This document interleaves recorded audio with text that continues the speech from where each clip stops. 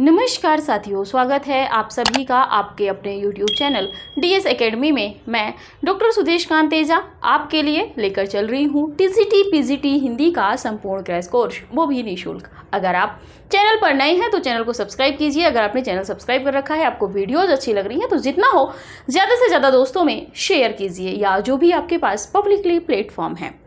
जो कैंडिडेट हमसे नए जुड़ रहे हैं, कोशिश कीजिएगा कि प्लेलिस्ट बनी हुई है और आप वहां से क्लास संख्या 1 से देखने का प्रयास कीजिए, ताकि आपके पास तथ्यों का बहुत अच्छा संकलन एक तैयार हो जाए परीक्षा के समय के लिए।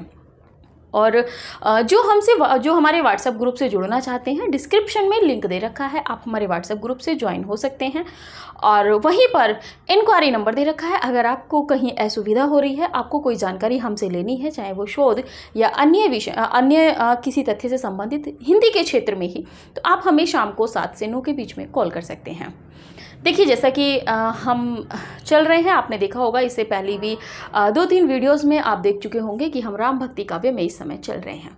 राम भक्ति काव्य को हम इतना विस्तृत लेके चल रहे हैं। कई कमेंट्स भी हमारे पास आ रही हैं कि मैम आप इतना विस्तृत ना लेके जाइए, इतना डीपली ना लेके जाइए। तो देखिए, हम आपको यहाँ पे आगाह कर दें कि हम जो भी पढ़ा रहे हैं आपको प्रामाणिक इतिहास ग्रंथों से पढ़ा रहे हैं, और प्रामाणिक इतिहास ग्रंथों में किस लाइन से आपके प्रश्न बन जाए आप नहीं कहा जा सकता।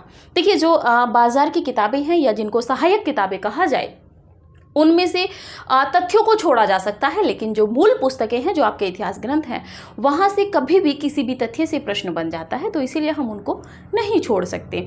तो अगर देखिए, आप एक शिक्षक बनने के लिए जा रहे हैं तो शॉर्टकट कुछ नहीं होता है। आप चाहें कि हम 10, 15, 20 दिन या 1 महीना पढ़ के हम सिलेक्शन ले लें, तो ये बहुत कम केस में होता है, ठीक है।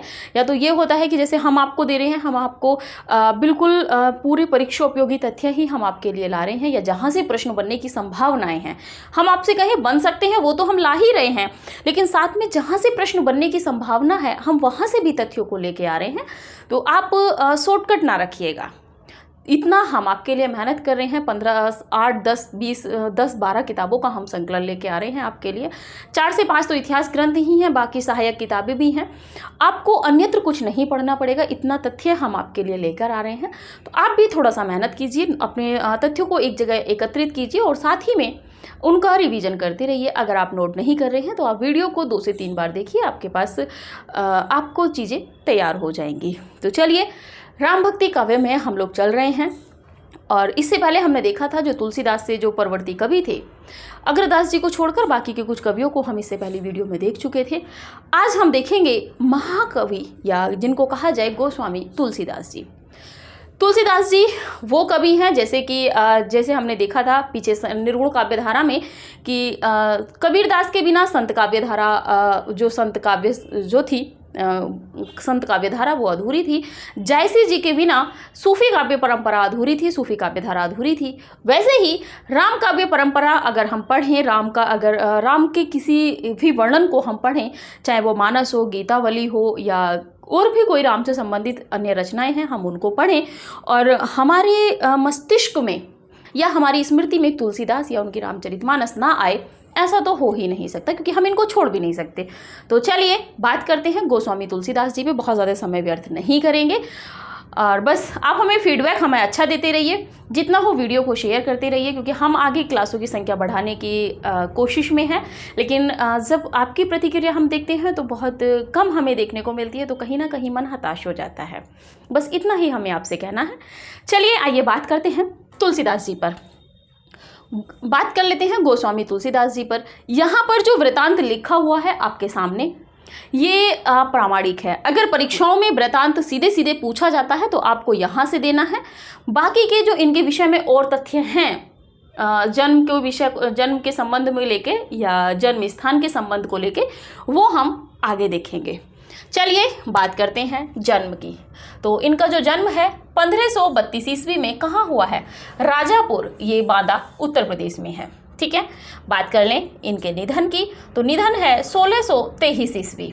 1623 ईस्वी कहाँ पर? काशी के असी गंगा घाट पर। ये प्रश्न बन चुका है कहीं पर, आप इसको नोट करके रखिएगा कहाँ पर निधन हुआ है। इनका जो निधन हुआ था ये काशी में, यानी कि बनारस में जो काशी का जो अस्सी घाट है, वहाँ पर अस्सी घाट है, अस्सी घाट भी इसको कहते हैं, वहाँ पर इनका निधन। पिता की बात कर ले तो आत्माराम दुबे, माता की बात करें तो हुलसी। यहाँ से भी प्रश्न बनते हैं माता पिता से। आपने पिछली 2021 वाली परीक्षा में देखा होगा कि गुरु नानक जी की माता का नाम पूछ लिया गया था प्रश्न में, ठीक है, पेपर में। आगे बात कर लेते हैं तो पत्नी इनकी रत्नावली है, और ससुर जो हैं यानी कि जो रत्नावली थी वो दीनबंधु पाठक की पुत्री थी। दीनबंधु पाठक की पुत्री रत्नावली थी। आप सभी इनसे परिचित होंगे, इतना जीवन परिचय आपने 9th क्लास से ही पढ़ रखा होगा, ठीक है। आगे बात करते हैं। पालन पोषण जो इनका किया था वो मुनिया नामक एक दासी थी, उन्होंने इनका लालन पालन किया था, पालन पोषण जो किया था। बचपन का नाम इनका राम बोला था, ठीक है, बचपन का नाम राम बोला था।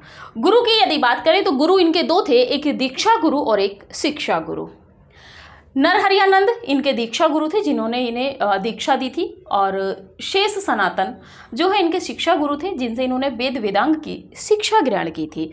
तो गुरु के रूप में दो आएंगे, और दोनों कभी विकल्प में नहीं आएंगे। अगर विकल्प में दोनों आएंगे तो ABCD करके आएंगे, वहाँ पे रामानंद हो सकता है, कोई एक अन्य विकल्प में भी हो। उसके बाद में 4 विकल्प में आपको कूट के माध्यम से ये प्रश्न देखने को मिलेगा। अगर सीधे सीधे प्रश्न देखने को मिलेगा तो दोनों में से एक ही उत्तर आपको वहाँ पे देना होगा। या तो विशेषता करके देख के पूछेगा कि गोस्वामी तुलसीदास के दीक्षा गुरु थे या शिक्षा गुरु, इस तरह से प्रश्न बनेगा। अगर सीधे सीधा प्रश्न बनता है कि निम्नलिखित में से तुलसीदास के गुरु माने जाते हैं, तो वहाँ पे दोनों विकल्प नहीं होंगे। अगर दोनों विकल्प होंगे तो वहाँ पे प्रश्न में F लगेगा, ठीक है। हम बता के चलते हैं कहाँ पे प्रश्न कॉमन हो सकता है, ठीक है। चलिए आगे बात कर लेते हैं शिष्य की। इनके जो शिष्य थे 2 थे, मतलब जो प्रामाणिक रूप से जो हैं जिन्होंने इनके ऊपर इनकी जीवनियाँ भी लिखी हैं, तो बेनी माधव दास हैं और रघुवर दास हैं। बेनी माधव ने इनकी मूल गोसाई चरित लिखी थी इनके जीवनी, और रघुवर दास ने तुलसीदास नामक इनकी जीवनी लिखी थी। तो आप इसकी आगे बात कर ले मिश्र बंधुओं की। तो मिश्र बंधुओं ने इन्हें कान्यकुब्ज ब्राह्मण माना है, ठीक है। मिश्र बंधु जो है, मिश्र बंधु विनोद में उन्होंने मिश्र बंधुओं ने इन्हें कान्यकुब्ज ब्राह्मण माना है, और वहीं पर शुक्ल जी इन्हें, आचार्य रामचंद्र शुक्ल जी इन्हें सरयुपारेण ब्राह्मण मानते हैं, ठीक है। तो ये थोड़ा सा आपको ध्यान रखना होगा किस तरह के ब्राह्मण किसने माना है। हालांकि ये प्रश्न हमें नहीं लगता कि बनेगा, लेकिन फिर भी आप इसको एक बार नोट करे रहिएगा, स्क्रीनशॉट लीजिए, फिर आगे बढ़ते हैं।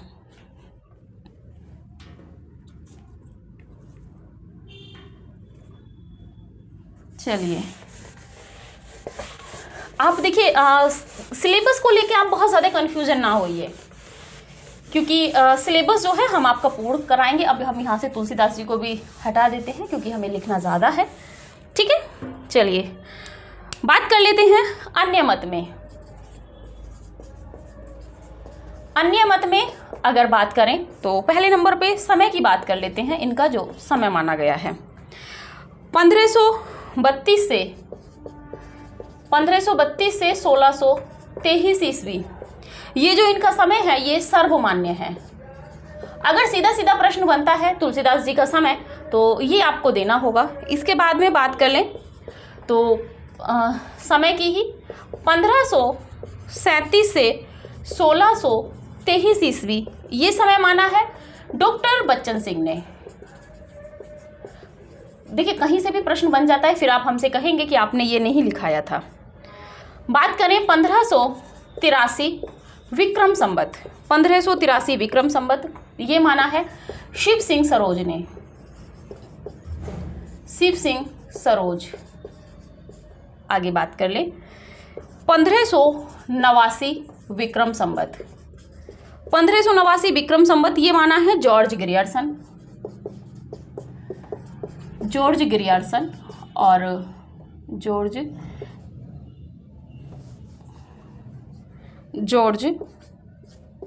ग्रियर्सन और दूसरे हैं राम गुलाम द्विवेदी, पंडित राम गुलाम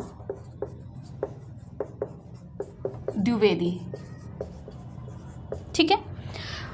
एक है 1554 विक्रम संवत, ये जो समय माना है मूल गोसाई चरित, मूल गोसाई चरित जो रचना थी और दूसरा है तुलसी चरित जो रघुवर दास की थी, तुलसी चरित। ठीक है, मूल गोसाई चरित बेनी माधव दास की रचना है और तुलसी चरित रघुवर दास की रचना है, इन्होंने समय माना है। बात कर लेते हैं अगले तथ्य पे, जन्म स्थान। जन्म स्थान के विषय में भी इनके मतभेद चले हैं। तो पहले नंबर पे देख लेते हैं राजापुर। राजापुर जो इनका जन्म स्थान माना है, बात कर लेते हैं बेनी माधव दास। बेनी माधव दास के बाद में बात कर लेते हैं रघुवर दास। रघुवर दास के बाद में बात कर लेते हैं शिव सिंह सरोज। इसके बाद में बात कर लेते हैं पंडित राम गुलाम द्विवेदी। पंडित राम गुलाम द्विवेदी। ठीक है, आगे बात कर लेते हैं सोरो जो एटा जिले में है, सोरो एटा जिला। यहां की बात करें तो लाला सीताराम,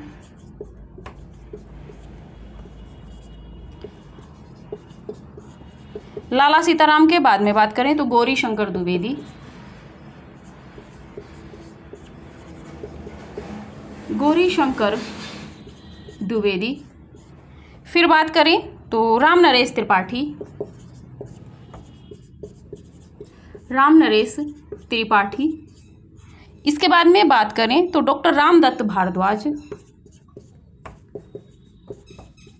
डॉक्टर रामदत्त भारद्वाज। इसी के बाद में बात करें तो आपके हजारी प्रसाद द्विवेदी जी। अब जब यहाँ पे हजारी प्रसाद द्विवेदी जी हैं तो यहाँ पर शुक्ल जी होंगे। ठीक है, आप इसका स्क्रीनशॉट लीजिए, फिर थोड़ा सा स्पष्ट करते हैं।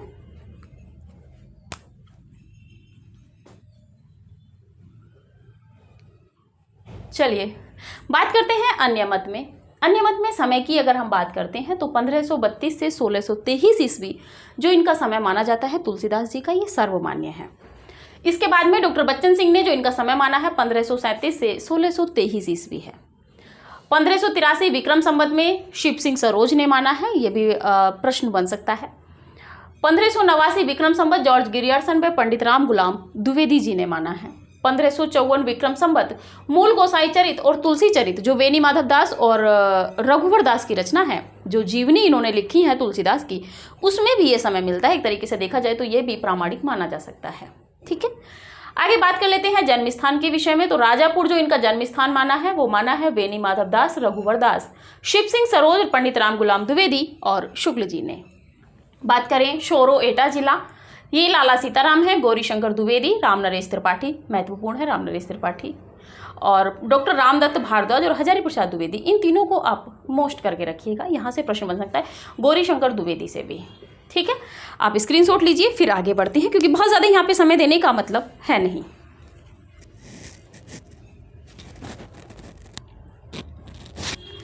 चलिए, क्योंकि ये तो आपको याद ही करने पड़ेंगे, इसमें कोई शॉर्ट ट्रिक नहीं है। अगर आप शॉर्ट ट्रिक बना सकते हैं तो आप बना लीजिएगा, उसमें कोई बात नहीं है। ठीक है, आगे बात कर लेते हैं निधन की। निधन की बात करें तुलसीदास जी के, तो निधन पर इनके एक पद मिलता है, आप सभी इसको पढ़ते हुए आ रहे हैं। संबत 1680, संबत 1680, 80 गंग के तीर, 80 गंग के तीर, श्रावण शुक्ला सप्तमी, तुलसी त्यज्यो शरीर, तुलसी त्यज्यो शरीर, यानी कि तुलसीदास ने अपना शरीर कब त्यागा था? तो संबत 1680, 80 गंग के तीर, श्रवण शुक्ला सप्तमी थी और तुलसी त्यज्यो शरीर, उस समय तुलसीदास ने अपना शरीर त्यागा था। और ये जो साक्ष्य मिलता है ये भक्तमाल से मिलता है, भक्तमाल। ठीक है, आगे बात कर लेते हैं तुलसी की मृत्यु, महत्वपूर्ण है।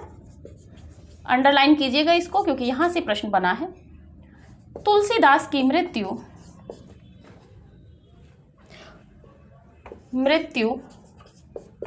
बाहुपीड़ा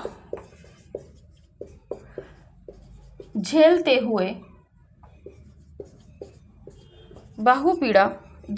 हुए हुई थी। यानी कि ये जो हनुमान बाहुक है इसीलिए मानी जाती है कि इनकी अंतिम रचना है, जबकि हनुमान बाहुक जो है वो कवितावली के परिशिष्ट में अंकित है। हुई थी उनका हनुमान बाहुक इसी पीड़ा का दस्तावेज है। ठीक है, आगे बात करते हैं। तुलसीदास का विवाह देख चुके हैं, फिर भी देख लीजिए। तुलसीदास का विवाह दीनबंधु पाठक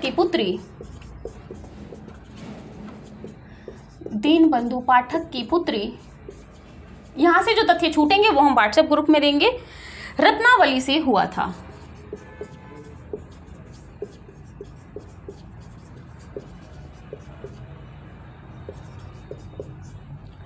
और रत्नावली ने एक बार ये रत्नावली के प्रेम में इतने व्याकुल थे कि ये रत्नावली से मिलने चले गए बारिश में, और सांप का सहारा लेकर उसके वहाँ चढ़ गए थे रस्सी समझ के सांप को। उसी समय रत्नावली कहती हैं, पद है कि लाज न आवत आपको,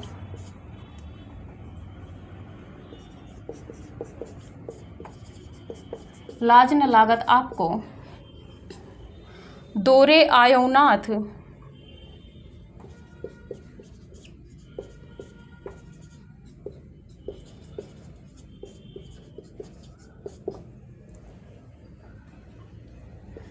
धिक धिक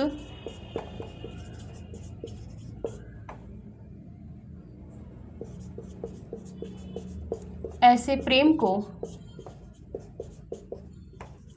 कहाँ कहो हो नाथ। यानी कि ईश्वर से कहना चाह रही हैं कि आप मतलब तुलसीदास से कहती हैं कि लाज न लागत आपको कोई लाज लज्जा नहीं लग रही है। दोरे आयो नाथ, दोरे आयो साथ, यानी कि तुम मेरे पीछे पीछे आ गए हो। और धिक धिक ऐसे प्रेम को कहाँ कहो हो नाथ, और इस ऐसे प्रेम को मैं क्या कहूँ, मुझे समझ में नहीं आ रहा है। एक और पंक्ति है, महत्वपूर्ण है इनकी, कि अस्ति चर्म मम देह सी, तामे ऐसी प्रीति ऐसी ही श्री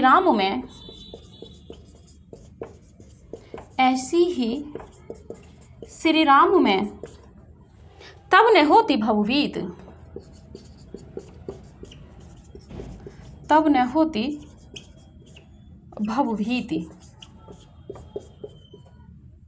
आगे बात करते हैं तुलसी के जीवन के विषय में। तुलसी के जीवन के विषय में अंत्यसाक्ष्य, यानी कि तुलसी की जो रचनाएं हैं उसमें किन किन में हमें तुलसी का जीवन से संबंधित साक्ष्य मिलते हैं, प्रमाण मिलते हैं। ठीक है, बात कर लेते हैं पहले नंबर पे कवितावली। दूसरे नंबर पर बात कर लेते हैं रामचरितमानस का उत्तरकांड। रामचरितमानस उत्तरकांड, कलिकाल का वर्णन जहां इन्होंने किया है। तीसरे नंबर पर बात करें तो दोहावली, और चौथे नंबर पे अगर बात करें तो विनय पत्रिका।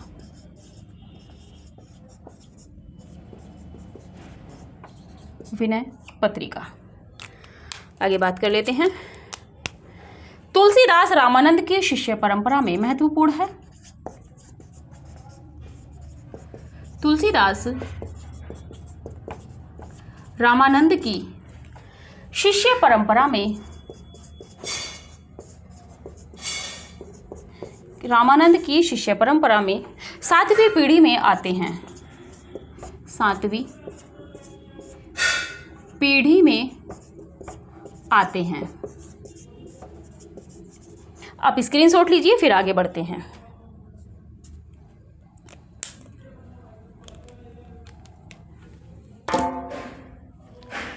चलिए बात कर लेते हैं यहाँ पे, क्योंकि तुलसीदास जी हैं, बहुत विस्तृत हम लोग पढ़ेंगे इनको कि ये तुलसीदास से एक प्रश्न बने और हमारा ना छूटे। चलिए बात करते हैं निधन की। तो निधन के संबंध में इनके एक पद मिलता है कि संवत 1680 80 गंग के तीर श्रावण शुक्ला सप्तमी तुलसी तजो शरीर। ये भक्तमाल में मिलता है कि संवत 1680, ठीक है, और 80 गंग के तीर श्रावण शुक्ला सप्तमी तुलसी तजो शरीर। ये पद ही देके आपसे पूछा जाएगा कि ये किसके संबंध में या किसके निधन के संबंध में कहा गया है, ठीक है। आगे बात कर लेते हैं। तुलसीदास की मृत्यु बाहु पीड़ा झेलते हुए हुई थी। इनकी जो भुजा थी, जो ये बाँ होती है, इसमें बहुत ज़्यादा पीड़ा थी। इतनी थी कि इनसे झेली नहीं जा रही थी, मतलब इतना दर्द था इसमें, इतनी पीड़ा थी कि इनसे जो पीड़ा थी वो असहनीय हो गई थी। इन्होंने उसी के मतलब उसी दर्द की विनती में, क्योंकि दास्य भक्ति ये कर रहे थे, तो अपने आप को राम का दास समझते थे, ये सेवक समझते थे, अपने आप को दास समझते थे राम का। तो एक ये दास्य रूप में ही इन्होंने कि आप मेरे भगवान हो, आप मेरी जो ये पीड़ा है इसको दूर करो। इसी उसमें इन्होंने ये पद जो लिखे थे वो हनुमान बाहुक में अंकित हैं, जो भुजा की पीड़ा से संबंधित जो इन्होंने पद लिखे थे, इसीलिए उनका हनुमान बाहुक इसी पीड़ा का दस्तावेज है। देखिए कई बार प्रश्न बन जाता है कि तुलसीदास ने अपनी भुजा की पीड़ा के लिए किस ग्रंथ की रचना की, तो हनुमान बाहुक की इन्होंने रचना की थी, ठीक है।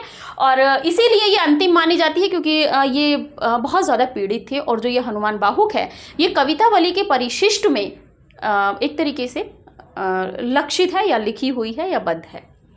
बात कर लेते हैं। तुलसीदास का विवाह दीनबंधु पाठक की पुत्री रत्नावली से हुआ था। इनकी जो पत्नी है रत्नावली है। आगे बात कर लेते हैं कि रत्नावली एक बार कह रही थी कि ये जो रत्नावली से बहुत ज़्यादा प्रेम करते थे। बहुत ज़्यादा स्टोरी हम यहाँ पे नहीं बताएंगे, समय का अभाव है हमारे पास, और अभी हमें बहुत लंबा सिलेबस कंप्लीट करना है, विस्तृत है बहुत ज़्यादा। अब ये जो थे तुलसीदास जी रत्नावली को बहुत ज़्यादा प्रेम करते थे और उनके पीछे पीछे भागते चले गए। बारिश हो रही थी, बहुत ज़्यादा हवा थी, बवंडर थे बहुत ज़्यादा, लेकिन फिर भी चले गए। माना जाता है कि नदी पार करने के लिए इन्हें कुछ नहीं मिला, तो कोई जो अर्थी होती है वो बहती हुई जा रही थी और ये उसी को पटला या मतलब कोई एक तरीके से लकड़ी की तख्ती समझकर ये उससे पार हो गए थे। उसके बाद में जैसे तैसे करके पहुंच गए रत्नावली जी के पास, लेकिन मेन गेट से तो जा नहीं सकते भाई, ससुर जी का पहरा है, कहेंगे इतनी रात में तुम क्यों आए हो। लेकिन देखा तो 2 मंजिल पे वो रहती थी, दूसरे माले पे, तो उनको लगा कि ये रस्सी लटकी हुई है विंडो से और वहाँ पे सांप लटका हुआ था, उसी के सहारे ये चढ़ के पहुँच गए। तब रत्नावली कहती है कि लाज न लागत आपको, आपको कोई लाज नहीं है, आपको कोई शर्म है नहीं है, दौरे आयो साथ, और तुम मेरे पीछे पीछे हमारे द्वारे तक आ गए हो। धिक धिक ऐसे प्रेम को, और क्या कहा कहो हो नाथ, और मैं इस प्रेम को क्या कहूँ, मैं धिक्कार भी रही हूँ तो मैं क्या कहूँ। उसके बाद में कहती हैं, एक अगला पद आता है उनका, ये महत्वपूर्ण है, ये प्रश्न बन चुके हैं, ठीक है, कि अस्थि चर्म मम देहसी तामे ऐसी प्रीत। ये जो अस्थि है, जो अस्थि मज्जा का जो ये शरीर है, जो ये देह है, इसमें ऐसी क्या प्रीति है कि तुम मेरे पीछे पीछे आए हो। ऐसी ही श्री राम में, और अगर तुम्हें प्रीति ही करनी है, जितनी तुम मुझसे प्रेम करते हो इतना ही प्रेम अगर तुम्हें करना है, तो ऐसी ही श्री राम में तब ने होती भवभीत। अगर ऐसी प्रीति तुम भगवान राम से अगर करोगे तो कहीं ना कहीं तुम्हें तब ने होती भवभीत, और तब तुम भयभीत भी नहीं होगे, कभी किसी से निडर रहोगे, ठीक है। तो ये रत्नावली के पद हैं, और किससे कहे गए हैं? तुलसीदास से कहे गए हैं, ध्यान रखिएगा इनको, ये रत्नावली ने कहे हैं तुलसीदास से। आगे बात कर लेते हैं कि तुलसी के जीवन के विषय में अंत्य साक्ष्य। तो तुलसीदास के जीवन के विषय में जो चरित्र हमें मिलता है, कवितावली है, रामचरितमानस का जो उत्तरकांड है उसमें मिलता है, जिसमें कलिकाल का वर्णन है, दोहावली है, और इसी के साथ में विनय पत्रिका। इन जो ये जो 4 रचनाएं हैं, विनय पत्रिका तो अर्जी के रूप में इन्होंने लिखी है। इसमें तुलसीदास के जीवन से संबंधित जो प्रमाण हैं हमें वो मिलते हैं। बात कर ले कि तुलसीदास रामानंद की शिष्य परंपरा में 7वीं पीढ़ी में आते हैं। तो देखिए ये महत्वपूर्ण है कि तुलसीदास रामानंद की शिष्य परंपरा में कौन से नंबर पर आते हैं, तो 7वें नंबर पर आते हैं, ठीक है। आपने स्क्रीनशॉट लिया है, नहीं लिया है तो ले लीजिए, फिर आगे बढ़ते हैं। चलिए देखिए, विस्तृत है, बहुत ज़्यादा पढ़ना है, लेकिन इनके संबंध में जो कथन आलोचकों द्वारा कहे गए हैं इनके संबंध में, या रामचरितमानस के या इनकी और रचनाओं के संबंध में, वो आपको व्हाट्सएप ग्रुप में ही हम देंगे, क्योंकि यहाँ पे सभी को लिखाना उचित नहीं है। ठीक है, आगे बात कर लेते हैं। आचार्य रामचंद्र शुक्ल, आचार्य शुक्ल जी, शॉर्ट में लिख लेते हैं, आचार्य शुक्ल जी तुलसीदास को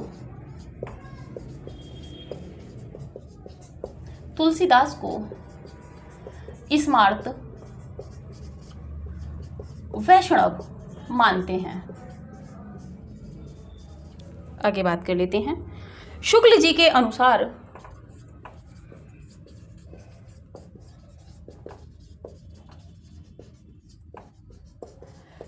के अनुसार हिंदी काव्य की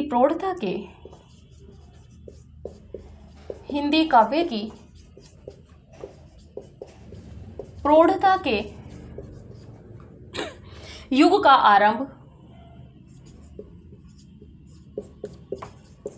युग का आरंभ गोस्वामी तुलसीदास के द्वारा हुआ था।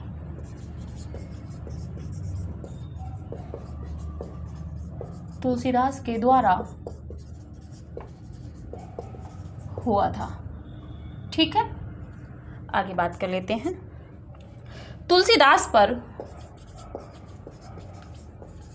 देखिए, इतने महत्वपूर्ण तथ्य हैं, आपको अन्यत्र नहीं मिलेंगे। तुलसीदास पर विशिष्टाद्वैत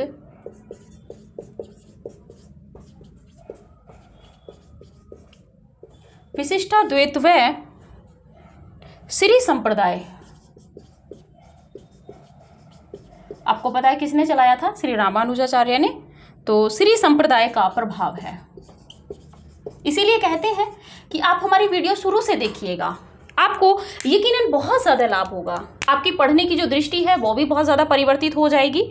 इनकी भक्ति भावना दास्य भाव की थी। किनकी? तुलसीदास जी की। भाई,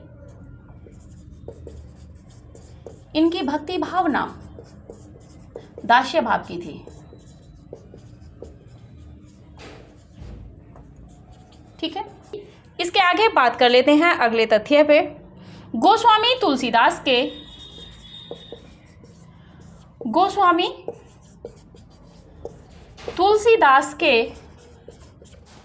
मित्रों में कौन कौन थे देखते हैं।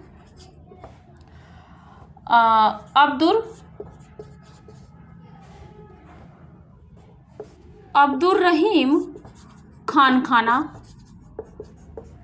और इसी के साथ में है नाभादास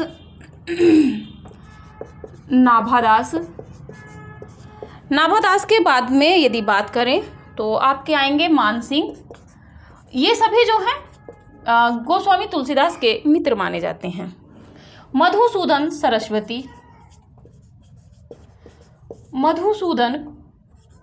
सरस्वती, इसी के बाद में बात कर लें टोडरमल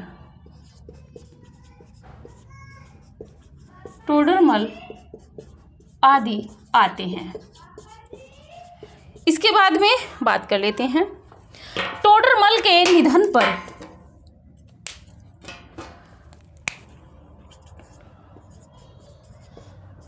टोडरमल की मृत्यु पर इन्होंने एक पद कहा था। मृत्यु पर तुलसीदास ने लिखा था,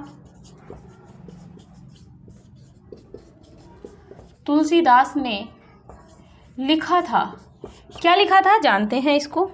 4 गांव को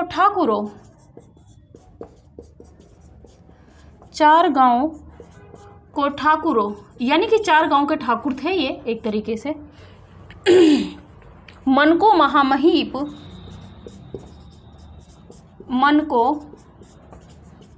महामहीप तुलसी या कलिकाल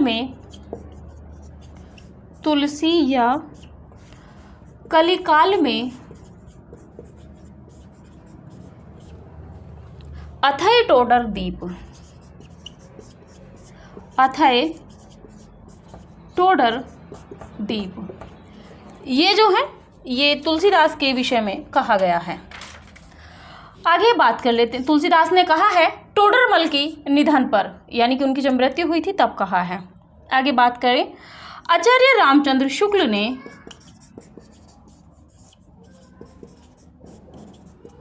आचार्य रामचंद्र शुक्ल ने हनुमान बाहुक को छोड़कर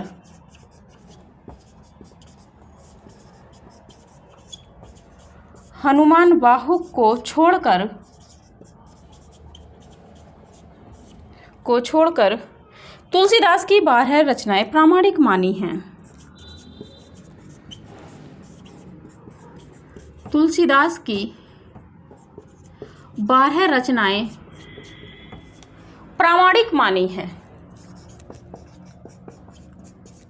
प्रामाणिक मानी हैं। ठीक है, चलिए बात कर लेते हैं। आप स्क्रीनशॉट ले लीजिए पहले इसका, फिर बात करते हैं आगे।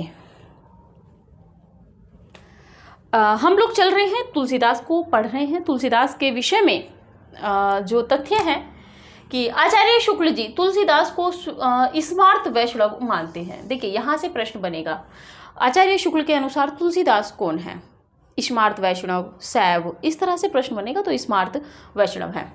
आगे बात करें कि शुक्ल जी के अनुसार शुक्ल जी ने क्या कहा है कि हिंदी काव्य की प्रौढ़ता के युग का आरंभ गोस्वामी तुलसीदास के द्वारा हुआ है। प्रश्न बनेगा, आचार्य रामचंद्र शुक्ल ने किस कवि से हिंदी काव्य की प्रौढ़ता के युग का आरंभ स्वीकार किया है या माना है? तो गोस्वामी तुलसीदास जी से। आगे बात कर लेते हैं। तुलसीदास पर विशिष्टाद्वैत व श्री संप्रदाय, विशिष्टाद्वैतवाद और श्री संप्रदाय जो हमने पढ़ा था इससे पहले, जब सगुण भक्ति काव्यधारा हम शुरू किए थे, उसी में हमने सारे दर्शन और जो वाद थे, संप्रदायों को छोड़कर दर्शन और वाद हमने पढ़े थे।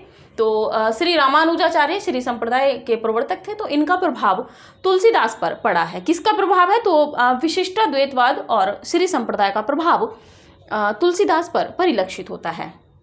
आगे बात करें, इनकी भक्ति भावना दास्य भाव की थी। सीधा सीधा प्रश्न यहीं से बनता है कि तुलसी की भक्ति कैसी थी? तो तुलसी की जो भक्ति थी वो दास्य भाव की थी। ठीक है, यानी कि ये अपने आप को दास समझते थे राम का। ठीक है, आगे बात करते हैं। गोस्वामी तुलसीदास के मित्रों में, यहाँ से देखिए आने वाली परीक्षाओं में प्रश्न बन सकता है, नेट की परीक्षाओं में, क्योंकि जहाँ पे कोई कवि आपका स्पेशल पाठ्यक्रम में सम्मिलित हो जाता है तो वहाँ से प्रश्न बनता है। जबकि गोस्वामी तुलसीदास जी के तो रामचरितमानस का उत्तरकांड भी नेट की परीक्षा, असिस्टेंट प्रोफेसर की परीक्षाओं जैसी परीक्षाओं में लगे हुए हैं तुलसीदास जी, तो यहाँ से तो प्रश्न बनने ही बनने हैं। चलिए बात कर लेते हैं इनके मित्रों में। तो अब्दुल रहीम खान खाना, यानी कि रहीम, ठीक है, और नाभादास, इसी के साथ में मान सिंह, मधुसूदन सरस्वती, टोडरमल, ये जो हैं इनकी मित्र मंडली में आते हैं। कभी कभी रसखान से भी इनके मतलब पत्र संवाद होता रहता था। इनका पत्र संवाद तो इनका मीराबाई से भी हुआ है। आगे बात कर लेते हैं।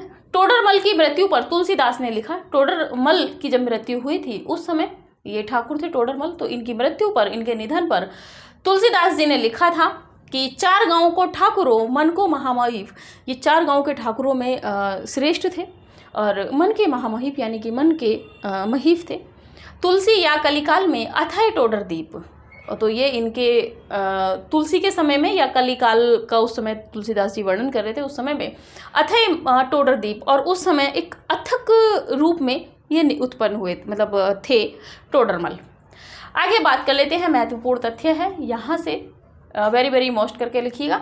आचार्य रामचंद्र शुक्ल ने हनुमान बाहुक को छोड़कर, देखिए यहाँ से प्रश्न है, को छोड़कर तुलसीदास की 12 रचनाएं, कितनी रचनाएं? 12 रचनाएं प्रामाणिक मानी हैं। और देखिए यहाँ से भी प्रश्न बन सकता है कि निम्नलिखित में से रामचंद्र शुक्ल के अनुसार तुलसीदास की रचना नहीं है। रामचरितमानस, कवितावली, गीतावली, हनुमान बाहुक। अब जब नहीं का प्रश्न आएगा तो यहाँ पर आपको अंडरलाइन करके रखना है, हनुमान बाहुक को छोड़कर इन्होंने तुलसीदास की 12 रचनाएं प्रामाणिक मानी हैं। किन्होंने? आपके शुक्ल जी ने। चलिए स्क्रीनशॉट लीजिए आप इसका।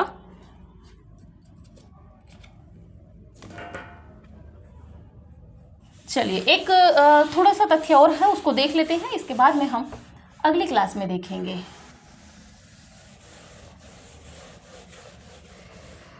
तथ्य है तुलसीदास के 12 ग्रंथों में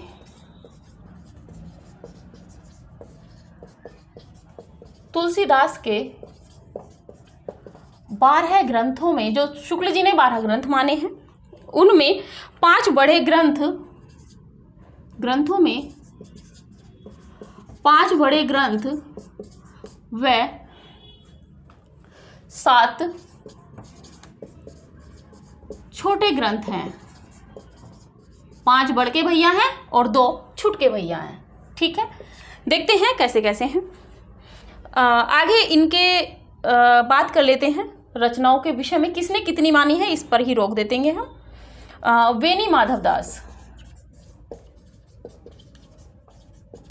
बेनी माधवदास की रचना है मूल गोसाई चरित।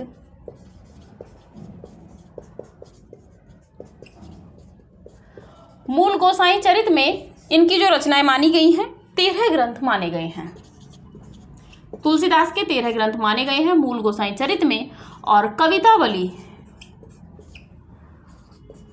कवितावली नहीं है। ठीक है, आगे बात कर लेते हैं। शिव सिंह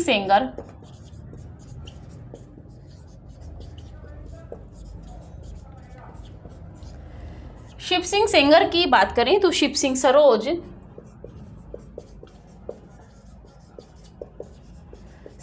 सरोज और इनके उसमें बात करें तो इन्होंने 18 ग्रंथ माने हैं। 18 में 7 रामायण से संबंधित,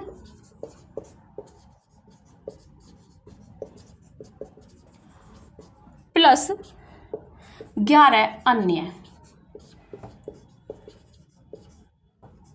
ठीक है, आगे एक और बात कर लेते हैं मिश्र बंधुओं की।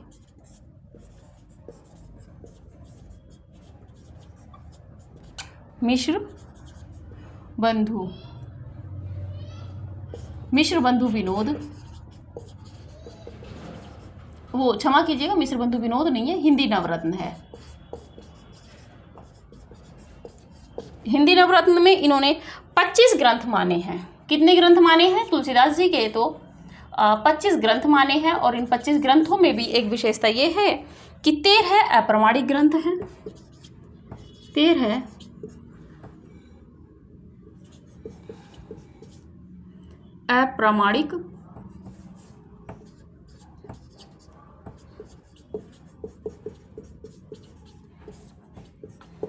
अप्रमाणिक ग्रंथ प्लस 12 प्रामाणिक ग्रंथ हैं। ठीक है, चलिए आप स्क्रीनशॉट लीजिए। आज इतना ही रखते हैं। तो देखिए, बात करते हैं रामचंद्र शुक्ल की जी ने या जो सर्वमान्य रूप से जो इनके ग्रंथ माने जाते हैं वो 12 प्रामाणिक ग्रंथ माने गए हैं, और उन 12 ग्रंथों में शुक्ल जी ने हनुमान बाहु को नहीं माना है। और इन 12 ग्रंथों में अगर आगे बात करें तो 5 बड़े ग्रंथ हैं और 7 छोटे ग्रंथ हैं। ठीक है, बात कर लेते हैं बड़े छोटों की, हम अगली वीडियो में बात करेंगे। यहाँ पे बात कर लेते हैं बेनी माधवदास ने जो इनकी जीवनी लिखी थी मूल गोसाई चरित, इनका जो चरित्र वर्णन किया था जीवनी रूप में, उसमें 13 ग्रंथ माने हैं। 13 ग्रंथों में कवितावली को स्थान नहीं दिया है। आप एक जगह संकलन करके रखिएगा किसने किस रचना को स्थान नहीं दिया है। जैसे कि अभी हमने पहले देखा था हनुमान बाहु को स्थान शुक्ल जी ने नहीं दिया है, कवितावली को बेनी माधवदास ने नहीं दिया है। आगे बात करें तो शिव सिंह सेंगर की शिव सिंह सरोज इतिहास ग्रंथ में उन्होंने 18 ग्रंथ माने हैं, जिसमें 7 ग्रंथ रामायण से संबंधित और 11 अन्य ग्रंथ माने हैं। बात कर लेते हैं मिश्र बंधुओं की। तो मिश्र बंधुओं ने हिंदी नवरत्न में 25 ग्रंथ माने हैं। किनके? तुलसीदास द्वारा रचित, जिसमें 13 अप्रमाणिक ग्रंथ हैं और 12 प्रामाणिक ग्रंथ हैं। ठीक है, तो ये था आपका आज का सेशन।